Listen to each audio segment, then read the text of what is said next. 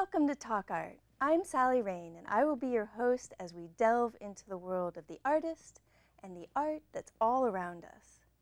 Talk Art is sponsored by the Silicon Valley Open Studios. During the first 3 weekends in May, hundreds of local artists open their studios to the public. For more information, go to the website svos.org. Our guest is Uma Kelkar, an award-winning watercolorist who creates images that flow across the paper, and she uses a very interesting sense of detail. She shows her work locally at the Gallery House in Palo Alto, and she is here to demonstrate how she creates her most beautiful watercolors. So welcome, Uma. It's my pleasure to be here, Sally. Thank you. Watercolor is such an interesting media to me. I don't use it very much, and it seems like such an amazing challenge. And your work is quite lovely. Thank you. So I'm wondering, what inspires you to create a piece? When you look at a scene. Sure. That's a great question, Sally. When I come upon a scene which attracts me, and when I feel the urge to paint, it's usually because there's an underlying tone or an underlying emotion in the scene. For example, if I'm by a seaside, there's a kind of calmness to the scene which I would like to capture, and there is an urge within me to capture it in time and on paper. And it's not just those emotions. These emotions are sometimes stoked by contrasts in values and shapes that I see, or sometimes just irony of a situation. For example, I might see a poor man walking down extremely upscale neighborhoods, and that is an irony that strikes a chord and which I would like to capture on paper. So you look for the contrast in a scene, so the contrast of details and the background. Sure. Interesting. So you show internationally, and you have some news. So tell us about your latest piece of news. I'm so glad you asked. I'm very delighted to say that my work has been accepted in Cooler, which stands for an International Watercolor Biennial. It's held in Belgium, and out of 476 paintings, few were selected, and I'm honored to be part of it. It starts on August 15, and I'm looking forward to the show. Excellent. So that's great. So you will be demonstrating how you paint, and this is an example of something that you've completed, and you're going to work towards this. So tell us a little bit about this painting. This is one of my recent cityscapes. A city in itself is a very busy place. To depict the hustle and bustle of a city, if an artist paints a lot of things and a lot of buildings, it takes away from the point of interest from a painting. So I'm going to emphasize abstraction that you see on the right-hand side of the painting.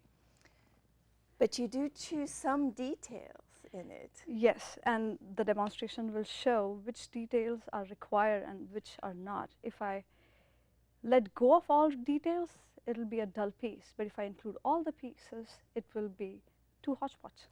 Right. So, well, why don't we start the demonstration now? Sure. You can walk over there, and as you're going, tell us a little bit about the paper that you use. It has a very rough tooth, it feels like. That is correct. So I usually use a rough paper. There are two kinds of paper. The particular painting that you're holding is on a rough paper. It's 140-pound cold-pressed paper. I really like that. It has enough tooth to it. Right over here, what we have is the first wash that's been put in already, so that I don't have to wait to put in the large shapes on the right-hand side of the painting. I have with me my palette, my sponge, and the brush that I like to use. It's a squirrel mop. It holds a lot of water, but it can also come to a fine point. So it's made from squirrel hair. That's correct. Oh. So why don't we dive into our demonstration? Abstraction. What abstraction does is let me get my mixture in ready. What it does, it simplifies shapes so that you don't get tied to the details of a painting. A lot of times, too many details can cause a feel of confusion in a painting. Watercolors inherently are a very soft medium, and they want clarity of thought of the artist to come across. So abstraction becomes quite vital for that.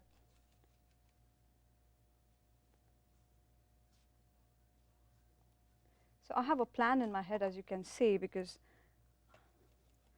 I know. Do you have a sketch on the piece of paper to start with? Yes, I do have a sketch. I have cheated. What I'm trying to do here with these fine brushwork is I'm choosing the kind of details I want. Certain edges want to be abrupt and sharp so as to pull ahead this building from the very far background of the sky and the busy background of a city. Mixing some more ultramarine. I'm trying to think what I can do here. A little bit of negative painting here, where you carve out the shapes by not painting them. So as you see, I've used just primarily two colors, burnt sienna and ultramarine. That sort of gets a little boring. And in a painting, variety is the king. Variety, let it be in values, in colors.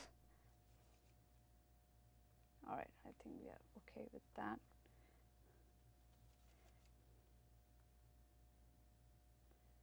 I might go with a darker color right here after a minute.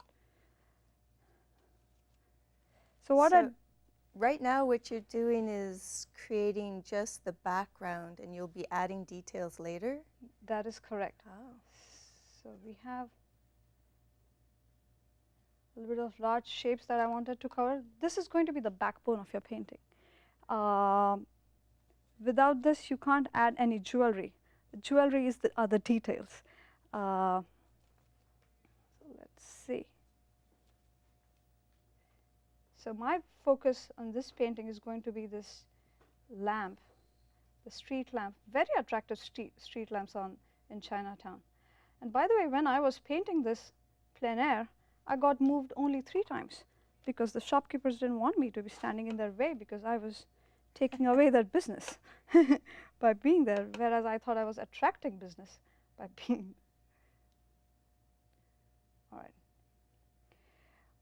What's left, I think? All right.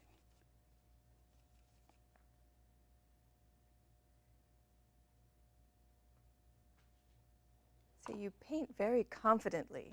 Like you have a decision in it. Your brush goes straight to the paper and does it. It's quite amazing. I think that comes from the fact that I have practiced. A lot of times painters don't make thumbnail sketches, and I find them extremely useful. If you have made a thumbnail sketch, it helps you,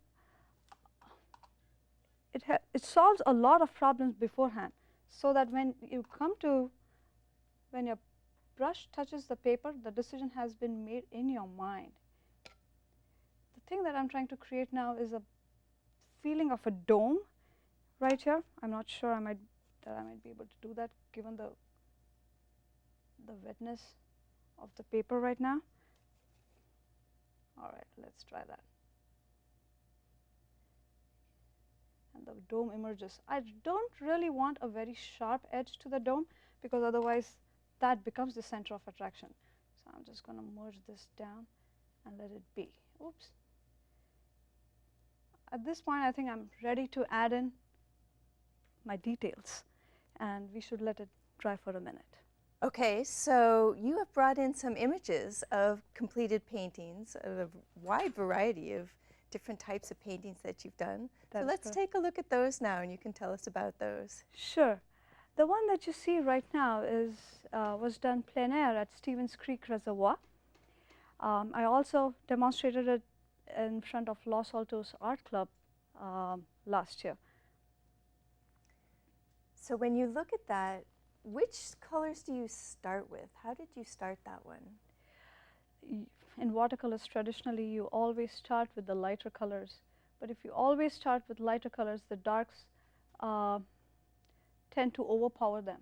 So I sometimes go the other way around. For example, the yellow hills, I really wanted them to stand out. So I did the darks and the blues first, the skies, and then went on to add the yellow.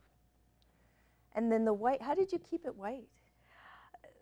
So I don't use masking fluid, neither do I use masking tape, but what I can do is I just don't paint where I want it to be the brightest. So these are certain decisions you have to take into account, or these are the decisions you have to make before you start painting. Watercolor painting is a very mental game. It's a game of patience and planning. And a Nuevo hike. Oh, what a beautiful place to hike. This particular painting I'm very proud of because it hangs from tomorrow onwards in Springfield, Missouri at Watercolor USA. It's a national exhibit. You have to be juried into it. And I like the fact that there's a contrast between the two trees. One is extremely light and extremely dark, and despite the contrast, they don't look out of place. And I think that's the decision that an artist makes. Yeah, it looks like the golden sunlight is on one, but the other is in the shadow. And the background, the very fine, different variations in color is just beautiful. That's right. Lunchtime for the flamingos. This is sort of a memory painting, I would say sort of, because I have seen a lot of photographs of flamingos, and I've tried to develop a scene where the flamingos in the foreground and the flamingos in the far back, as well as the flamingos to the far right, form a cohesive composition. Even numbers are frowned upon because the composition starts looking symmetrical and dull, and therefore these three sets of flamingos. So tell us a little bit about how you started the details on that, because you're going to be showing us, but when did you work on the details of the birds? So the details of these birds, I mean the beaks and the feet and the legs, there isn't much chance to do the details in this case because the subject is a little far away and very recognizable. For things that are not recognizable with large strokes, you add more details. For the birds, whose outline you could see from far off distance and you could distinctly make out they were birds. Right. Details aren't quite necessary. Coming home, this is what I see in November when the clouds, you have these very beautiful clouds on Highway 85, really. Right. And when I'm coming home, I see a lot of cars passing by, nobody waiting to take a photograph. But this inspired me, and this image has been imprinted on my inward eye. So I came home one day and had to get it out, had to put it down on paper. So I'm calling it Coming Home. The car you see on the left-hand side is blurred. It's been intentionally blurred because I really was looking at the road while I was driving. Right. But that's the feel I get. I like the way the clouds really seem to be very close, and the distance goes out, and you choose details in such an interesting way. Like there are almost no details, but right. You can tell that that's the road. How do you choose the details for the road like that? Without the details of the lane division, it would have been hard to have any sort of interest in the road. So the white detail, the white lane separators were actually very much a requirement to make the composition work, to allow the eye to move around the painting too. Certain times details are added so that your eye is not fixated only on one part of the painting. It's beautiful. Heaven's Pouring. I absolutely love this painting. It's a very simple piece. And in its simplicity, it actually emotes the exact emotion I felt when I looked at the scene. It's from a place in India. I would like to point out that this painting has two very beautiful things I like about watercolor. One is you make mistakes, but you carry on. For example, if you look at the sky, there are small spaces you see. Look, they look like UFOs. But I had to let go of these UFOs because the paper was drying. If I had gone back in, I would have messed up the painting. At the same time, the sense of calmness, to get a sense of calmness, you have to tie different elements in a painting together. For example, the foliage and the hut needed to mingle, and they couldn't be drawn as two distinct pieces. So they were done in one stroke, and the details and the darks added later. But by them coming together, the sense of calm, the sense of peace is further emoted by this piece. Very nice. I love the title. They really do feel that they're not talking to each other, and I'm very scared if one of them were to get up, the other one would fall off. This also portrays my favorite combination, yellows and blues or oranges and blues, and it's quite a trick where something closer to you and which is in shade is actually bright in color, whereas something that's out in sunshine and the building is blue, despite of which the composition works. So I thought that was an achievement. It definitely does. I love what you've done with the light that looks like it's shining up into the archway. And then the details that you picked on the back wall back there, they're arches, but they're not the whole arch. You can tell they're arches. How did you decide not to do an arch and leave it at that type of detail? I have read from books that painters are illusionists. You paint an illusion, you allude to it. You're not an illustrator. So that's been my attempt to not draw out the details and every small detail of a piece, because then it becomes a photograph. If you want to emote, you have to suggest and let the viewer complete a painting in their mind. That's beautiful. Peeping Tom, it's personification of this building which is looking through the foliage back at you.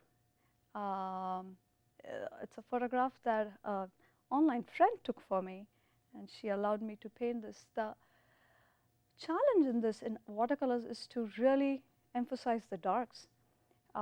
It's a very light medium in the sense it's very happy to produce luminous pieces to show daylight and high contrast. But if you want to show a dark night and show different value gradations in it, it's quite a challenge. So this is the only piece on which I have gone over with 4 washes. I have never ever done more than one otherwise. Union Square. Again, a similar painting from my recent cityscapes.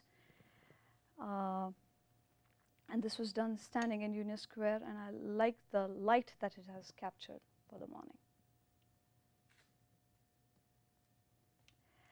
First world problems, well, I was alluding to our attraction with Diet Cokes, and really, and therefore the red color on the wall. Again, a piece that I had to draw just because the subject was attractive. And when you do a portrait, you have a lot more detail in it than any of your previous ones. That is true. And with such a small painting, because it is a small painting, I had to use a smaller brush. I tend to use very large brushes like mops, size 10 and up. So this was a learning experience for me. And to create darks, watercolors don't use black. So to create a darker complexion person, I had to learn a little bit more about how colors could look dark without being dark inherently. These are some of my ink sketches, and they tie the cityscapes back to what makes the cities the humans. This is an ink sketch I've done, and I love to do it just because it portrays emotions. Similarly here, she is trouble, but what I'm looking at here is also the abstraction. It goes back to our demonstration here. The large swaths of dark define her face, but they also have something more than just being a dark shade. Oh, it's very interesting how you use the shadows and the shapes. So thank you for those. So now now it's dry enough to put details on? Yes, it is. Excellent. So what kind of brush are you using now? Yes, so different kinds of brushes give different kinds of edges. So this is a rigger. it holds a lot of pigment in its body, but it has a very fine tip, and I can hold it a little back, far away from the paper, and that gives you sort of freedom in your movement. You can move your hand right from the elbow. I'm trying to create the exact color I really wanted here.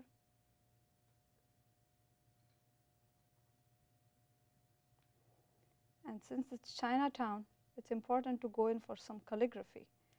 I hope all my Asian friends forgive me for this calligraphy if it means something else, but if you guys paint something Indian, I won't take offense.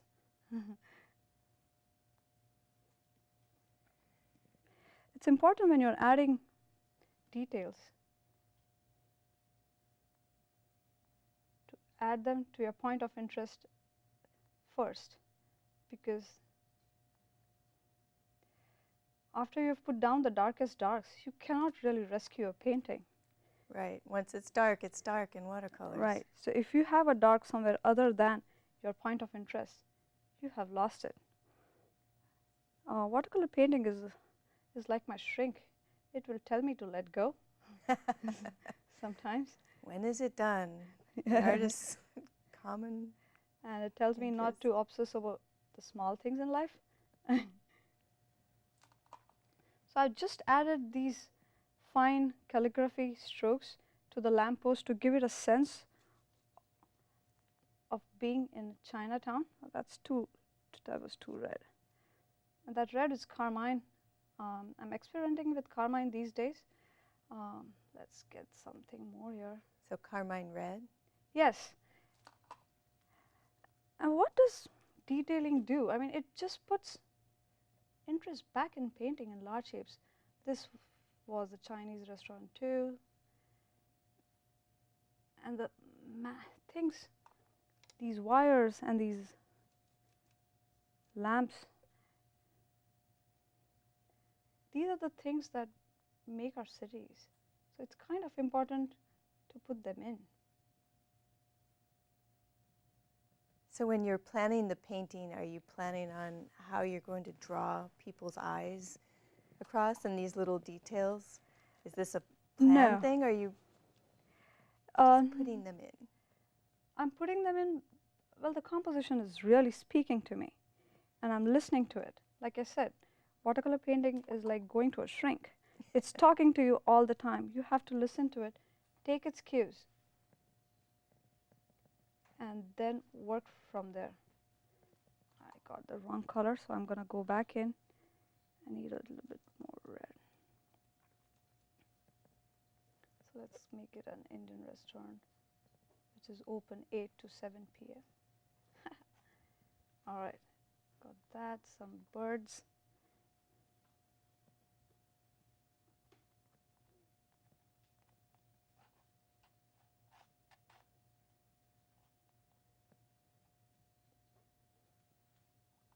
So I can see the washes that you did shining through in the background. Yeah. It's a very interesting way. I couldn't foresee how you would use the red, but it's very nicely done. I'm just gonna add something. It lacks a little bit of interest, so I need to add some interest, but at the same time not overpower anything I see. So I'm gonna look back, step back a bit. There we go. I think that's enough details. If we added more, yes, I think I know what.